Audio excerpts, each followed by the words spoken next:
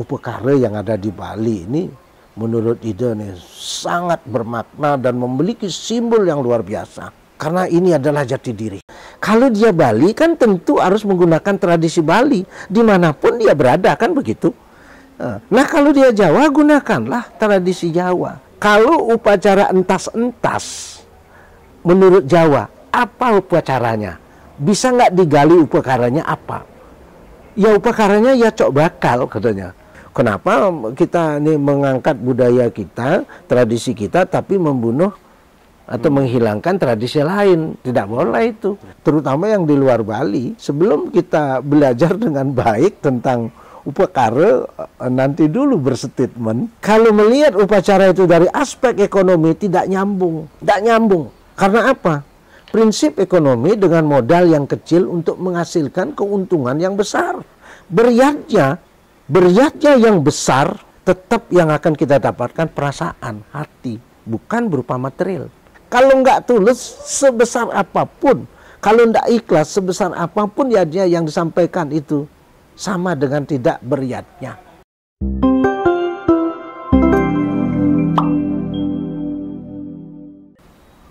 Om Swastiastu. Om Swastiastu.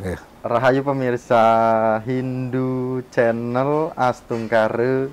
Selama kita Hindu Channel berada di Bali, kita bisa memberikan literasi, pemahaman secara realita khususnya di Bali, pemahaman secara Hindu khususnya yang ada di Bali, tetapi tetap ajaran sama berada di luar Bali juga.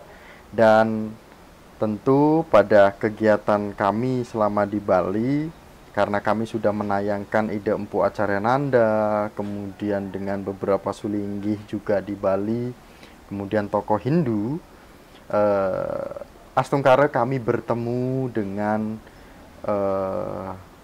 semeton atau bertemu dengan umat Hindu yang ada di Bali. Ternyata beliau sedang ngiring atau sedang mendampingi Ida Resi Agung Acarya Dwi Jananda. Ya.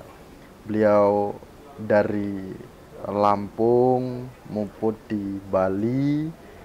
Kemudian kami Hindu Channel berhasil sowan ke beliau untuk kita diskusi, memberikan literasi tentang Hindu. Ternyata beliau di Lampung, Ida Resi Agung Acarya Dwi Jananda niki sebagai guru besar, sebagai dosen hukum pidana di Universitas Bandar Lampung. Bandar Lampung, ya. Dan ketemu di Bali. Kita mari sapa Om Swastiastu Ide. Om Swastiastu, oke. Ya, Astungkara Ide bisa ketemu dari Lampung. Semua. Sama-sama dari Lampung. Dari Lampung. Geria Ide ini berada di Bandar Lampung di Garuntang. Nama gerenya Geria Kasewa Acarya Mandala. Nah, kita coba langsung diskusi secara sederhana bagaimana umat Hindu yang berada di luar Bali memaknai sebuah simbol, memaknai sebuah sesaji, memaknai sebuah tatwa ataupun kondisi-kondisi umat Hindu kita yang ada di Lampung. Kalau kita wawancara dengan umat Hindu di Lampung, kita butuh waktu untuk ke sana, karena hari ini kita bertemu dengan beliau di Bali. Kita bertanya dengan beliau karena beliau langsung bersentuhan, artinya langsung berdekatan dengan umat yang ada di Lampung dan melihat langsung, bahkan melakukan upacara langsung. Langsung saja kita tanyakan Ide, bagaimana kondisi umat Hindu di Lampung? Baik, Ide sapa dulu umat Hindu di seluruh wilayah Nusantara. Om Swastiastu. Om Awignamastu Namasidam. Jadi secara kebetulan Ide tadi ini cerita saja nih, tadi ketemu dengan Mas Miko ini yang rupanya memang beliau dari Pringsewu ya. Jadi sebagai ayah podcast penggerak dia aktivis digital lah. Jadi Hindu Channel. Jadi bertanya lo ide kok di sini kan? Ya, kebetulan ide Acarya Dwijananda ya, Durasi Agung Acarya Dwijananda ngiringang ide nabe tadi muput sepelungguhan di Bukit Pecatu. Hari ini itu adalah muput upekara narpana saji wastana nika. Nah, lalu terkait dengan pertanyaan yang tadi disampaikan, bagaimana umat Hindu dari luar Bali memandang tradisi upacara yang begitu luar biasa di Bali. Baik, Ide Resi Agung akan menjelaskan bahwa sesungguhnya secara umum bagi umat Hindu yang ada di Lampung, dulu ketika awal itu ada di Bandar Lampung itu sebetulnya sudahlah melaksanakan tradisi upacara yang dilaksanakan seperti orang-orang yang ada di Bali. Ya, odalan ya odalan, ya metatah ya metatah, jadi upacara ini kan. Kemudian tradisi pawiwahan itu dilaksanakan. Namun pandangan mereka ya mulai agak tergoyahkan keyakinannya karena dari sisi pemaknaan terhadap upacara memang agak kurang. Jadi memang perlu umat di luar Bali itu memang harus menjadikan Bali sebagai sumber literasi di dalam memaknai upekara. Dan semua tradisi, adat istiadat, budaya yang merupakan yang membungkus daripada agama yang kita laksanakan itu adalah sebagai pengayaan apa yang harus dilakukan oleh seseorang yang meyakini agama Hindu Dresta Nusantara ini. Ya, ini harus dilakukan. Nah, oleh karena itu kita ingin menyampaikan kepada umat, terutama yang di luar Bali, sebelum kita belajar dengan baik tentang upekara, nanti dulu berstatement. Nanti dulu berstatement. Karena terus terang, ide saja yang sudah menjadi sulinggih, ini harus terus belajar tentang upekara. Ada sedemikian banyak makna yang ada di dalam upekara itu. Kita tidak pernah tahu pejati misalnya isinya apa sih, simbolnya apa, maknanya apa. Nih kalau ini juga tidak dipahami, lalu kita katakan, kita lihat bahwa apa yang kita lakukan itu kok besar sekali, tahu-tahu hanya dibuang begitu saja. Nah, itu kan jadi prematur sekali. Jadi harus kita maknai seperti ide sekarang, belajar. Tetap belajar memaknai perkara, karena sebuah keyakinan yang kita lakukan itu tanpa adanya dimaknai oleh sesuatu pemikiran yang baik.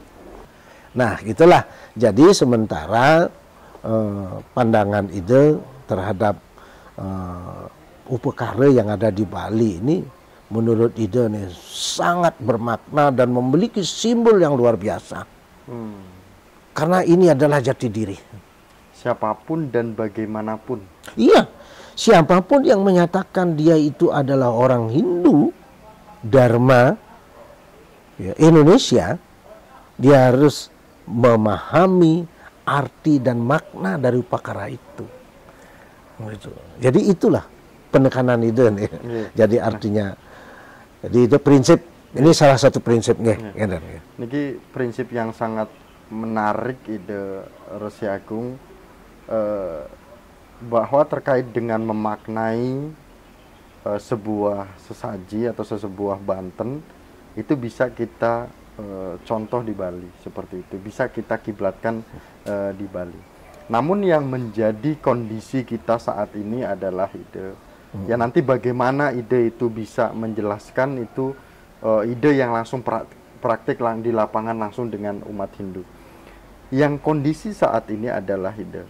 Ya. Banyak umat Hindu di luar sana yang sudah menjalani sebuah keyakinannya tidak terpisahkan dengan sebuah sesaji, dengan suatu banten, dengan upacara yang sudah berjalan setiap tahap tingkatan.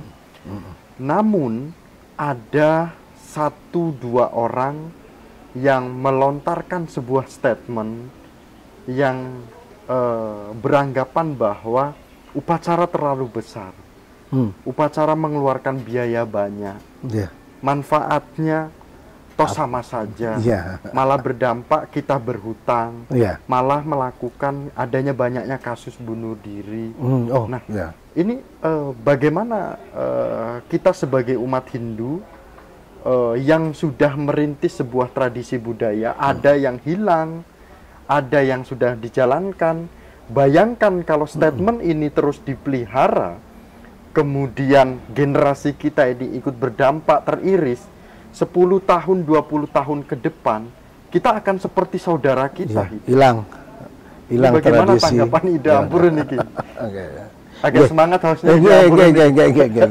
Baik. Inggih Umat Sedharma, jadi ini pertanyaan yang sangat luar biasa sebetulnya, masuk kepada inti hakikat dan sesana yang harus dilaksanakan oleh seorang sulinggih. Jadi tentang upacara sesungguhnya menjawab dari konteks bahwa upacara dengan adanya banyak upacara di Bali mengakibatkan orang bisa bunuh diri dan sebagainya, itu ya terus terang saja ini menurut saya masih sangat sumir sekali berpendapat. Jadi pendapat itu sangat sumir, jadi seharusnya statement seperti itu harus kita kaji dulu, betulkah, kan harus gitu. Untuk menjawab benar dan tidaknya itu kan harus ada data, berapa banyak yang meninggal karena dia berutang upakara, atau bahkan mungkin enggak. Persoalannya bukan malah di sana, kan gitu kan. Baik, saya akan jelaskan tentang upakara dulu ya. Upakara itu adalah yadnya. Ingat sedikit. Yadnya ini adalah korban suci yang harus dilaksanakan dengan tulus ikhlas. Kalau nggak tulus sebesar apapun, kalau nggak ikhlas sebesar apapun yadnya yang disampaikan itu sama dengan tidak beryadnya. Kalau tidak ikhlas, maka yadnya itu harus dilandasi oleh sikap ikhlas yang betul-betul tinggi. Jadi yadnya itu juga ada tingkatannya, jadi nggak besar semua itu kan. Kalau berdasarkan tingkatannya, dimanapun yadnya itu, pengorbanan sesaji dan sebagainya, apalah bentuknya itu pasti ada niste, madya, utama, itu kan. Nistaning niste, sudah kecil yang paling kecil, nistaning madya, nistaning utama, ini yang niste. Yang madya, madyaning niste, madyaning madya, madyaning utama. Nah yang utama, utamaning niste, utamaning madya, utamaning utama. Nah mungkin berkaitan dengan utamaning utama, inilah yang dinilai upacara menghabiskan sampai miliaran. Ya, berupacara atau beryadja ini jangan dilihat dari segi ekonomi. Kalau melihat upacara itu dari aspek ekonomi tidak nyambung. Tidak nyambung. Karena apa? Prinsip ekonomi dengan modal yang kecil untuk menghasilkan keuntungan yang besar. Beryadnya yang besar, tetap yang akan kita dapatkan perasaan, hati, bukan berupa material. Hati yang bahagia, senang beryadnya. Dampaknya kebahagiaan itu tidak bisa diuangkan. Kebahagiaan itu bisa diuangkan enggak? Orang kaya juga belum tentu bahagia. Orang tidak punya uang bisa bahagia. Oleh karena itu kebahagiaan itu jangan dinilai dari uang. Karena yadnya itu adalah menuju ke kebahagiaan, maka jangan sekali-sekali kita mengkaji sebuah yadnya yang dilakukan dari aspek ekonomi. Kajilah yadnya itu dari aspek spirit diri, peningkatan spiritual kita. Itu yang harus dilakukan. Ya, maka kalau ide berpendapat ini, kalau ada dikatakan bahwa beriatnya berupacara yang besar itu sebagai penyebab orang banyak bunuh diri, ya ide terus terang saja mungkin berbeda pendapat itu. Ide tidak sependapat dengan pendapat itu, bahwa tidak demikian. Ya justru harus, kalau memang statement seperti itu harus ditampilkan dengan data. Silakan tampilkan dengan data. Dan ide tidak yakin itu. Itu hanya semacam pendapat pribadi saja. Ide kira seperti itu. Ya ini. Nah, terkait dengan mengenai bentuk-bentuk dari upacara, terutama kan Hindu ini kan banyak di Indonesia. Ada Hindu Bali, ada Hindu Kaharingan, Hindu Jawa. Yang ide tahu kalau kita di Lampung itu, ide mengerti tentang cok bakal. Persembahan tertinggi dari seorang Hindu Jawa menggunakan cok bakal. Apakah ini juga sebagai persembahan yang sama nilainya dengan Banten yang besar begini? Soal nilai diukur dari keikhlasan si pembuat yatnya, si penghatur yatnya. Sekarang kalau kita berjaja cuman kembang saja ke pura, kita bersembayang kembang saja sama dupa kita ini. Lalu setelah selesai bersembayang karena sudah lama menunggu, lalu prasadamnya apa? Ya kembang itulah prasadamnya. Kembang yang kita ini, dupanya sudah habis, tinggal kembang. Kan itu jadinya prasadam. Nah makanya kalau orang Hindu tradisi Bali selalu mengaturkan ya mengaturkan sesaji atau perkara itu disertai dengan buah-buah yang bagus, ya buah yang bagus, pisang yang bagus. Nah kemudian pada saat selesai upacara piodalan apapun itu, kita bisa menikmati prasadam. Alangkah bahagianya itu bisa memberi yang lain yang juga tidak membawa sesaji. Itu loh Mas, jadi ininya. Jadi demikian penjelasan ide mengenai upakara tentang dianggap sebagai penyebab orang bunuh diri. Ya, gitu. Sebenarnya dari sini Miko bangga ide dan senang mendengarkan hal seperti ini. Jadi apa yang ide sampaikan bahwa ini umat Hindu di luar dari Bali seperti Jawa, kemudian Kaharingan, bahkan Hindu Tolotang dan sebagainya, hakikat tertinggi dalam sebuah menghaturkan sesaji ataupun ritual itu pun ya sesuai dengan kearifan lokal. Jangan pernah dilihat dari material. Artinya ini setuju bahwa tingkatan kita melakukan persembahyangan itu sudah ada ukurannya masing-masing. Ya. Yang penting ikhlas. Jika memang tidak ikhlas ya sudah jangan dijalankan. Yang menggunakan tingkatan yang sederhana. Namun ide ini kami butuh penekanan lagi. Ini kan dianggapnya bahwa Bali ketika hadir di sebuah desa atau di sebuah daerah itu menghilangkan sesaji dari kearifan lokal desa tersebut. Nah, ini sebenarnya ini bagaimana? Apakah tidak ada sebenarnya, karena umat Hindu Bali melakukan sembahyang karena dia taunya sesaji Bali, ya dia haturkan Bali. Ternyata karena umat Hindu yang ada di desa tersebut ingin belajar sesaji Bali, karena dia diajari, terus kemudian dia bisa, iya, dia menghaturkan sesaji Bali juga. Apakah ini juga dianggap bahwa dia meninggalkan ajaran leluhur? Apakah ini juga dianggap bahwa dia meninggalkan tradisi yang sudah dilakukan sebelum-sebelumnya? Ya, baik. Karena ini sama-sama simbol itu. Sama-sama persembahan. Iya. Monggo itu. Terima kasih. Nah, ini persis kalau pertanyaan ini persis seperti yang ide lakukan dulu ketika menjadi ketua Parisade tahun 2002. Dia menjadi Ketua Parisada Kota Bandar Lampung itu, pada saat itu umat Hindu Jawa begitu banyak sekali. Ini contoh umat Hindu Jawa ya, tradisi lokal dengan menggunakan cok bakal. Nah sekarang kan begini, prinsip orang melakukan sembahyang, mengatakan upacara atau upekara itu kan, kalau dia Bali kan tentu harus menggunakan tradisi Bali, dimanapun dia berada kan begitu. Nah kalau dia Jawa, gunakanlah tradisi Jawa.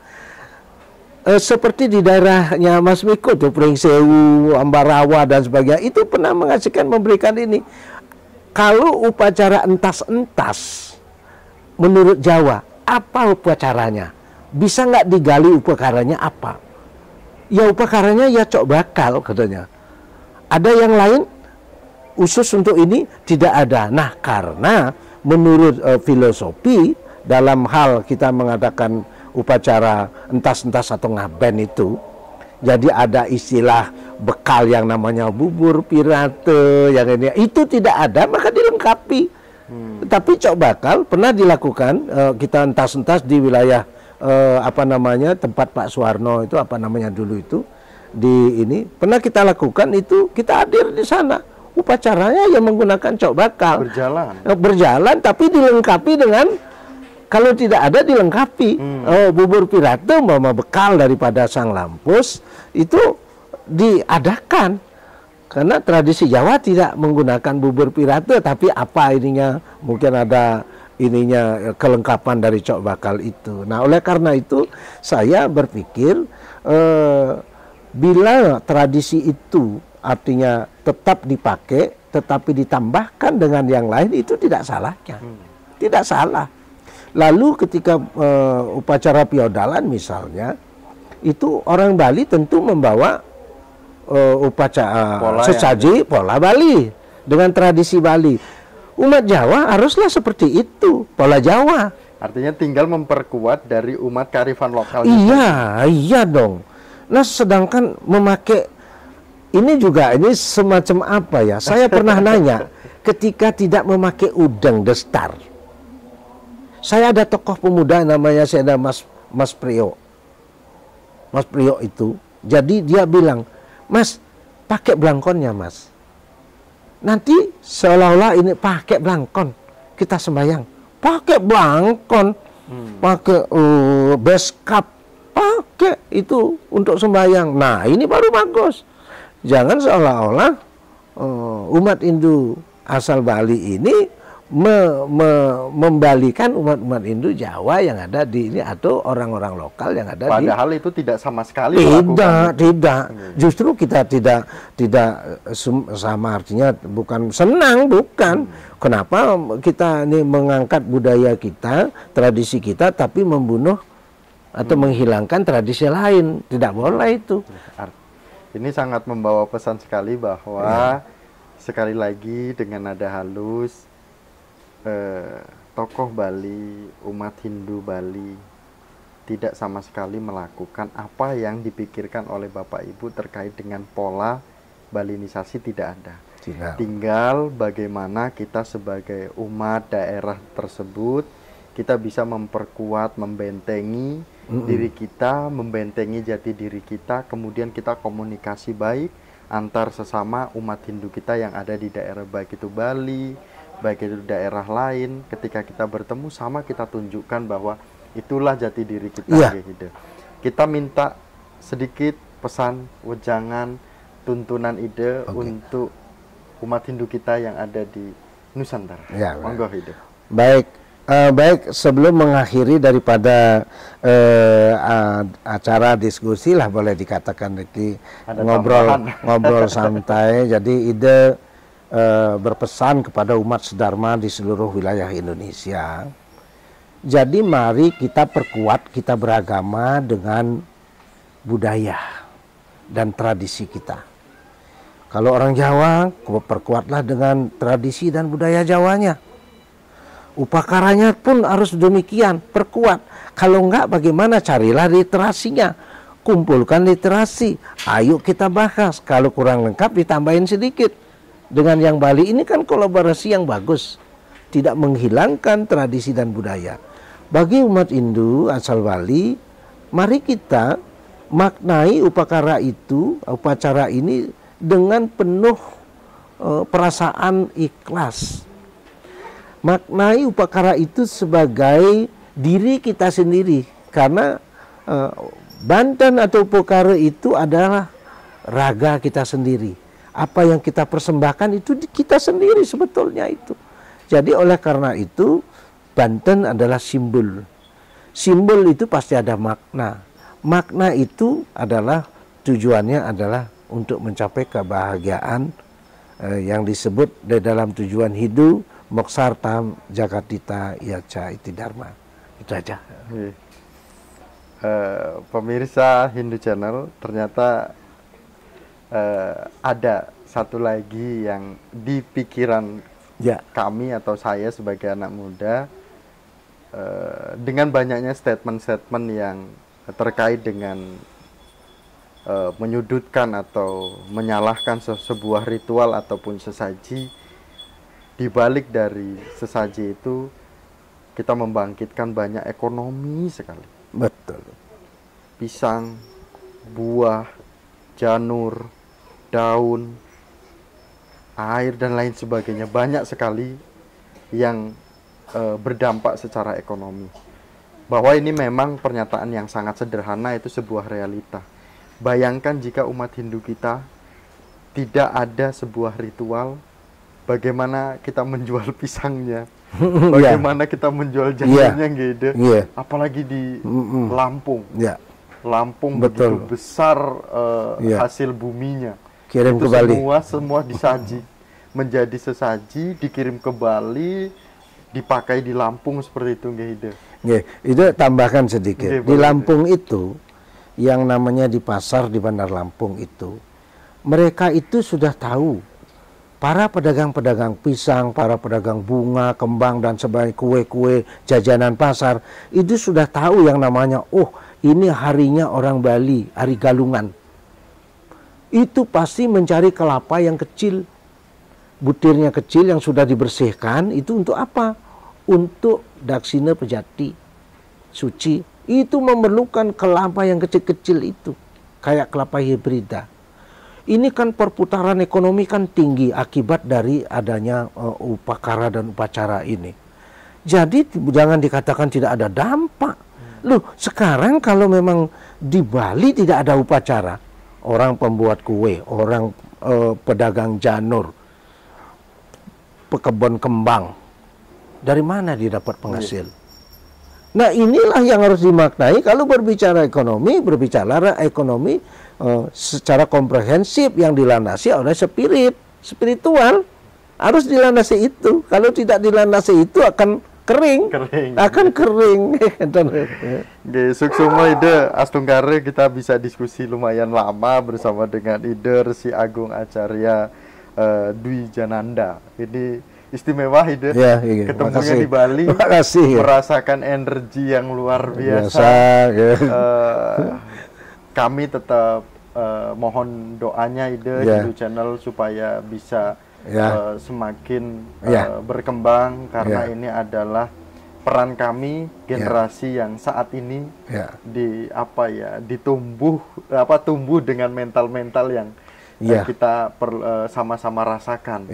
Kami semoga bisa semakin berkembang. Bapak Ibu silahkan selalu share Hindu Channel, karena ini adalah bentuk literasi digital kami yang bisa kami persembahkan. Ini adalah bentuk ngayah kami kepada pemirsa Hindu Channel di seluruh Nusantara.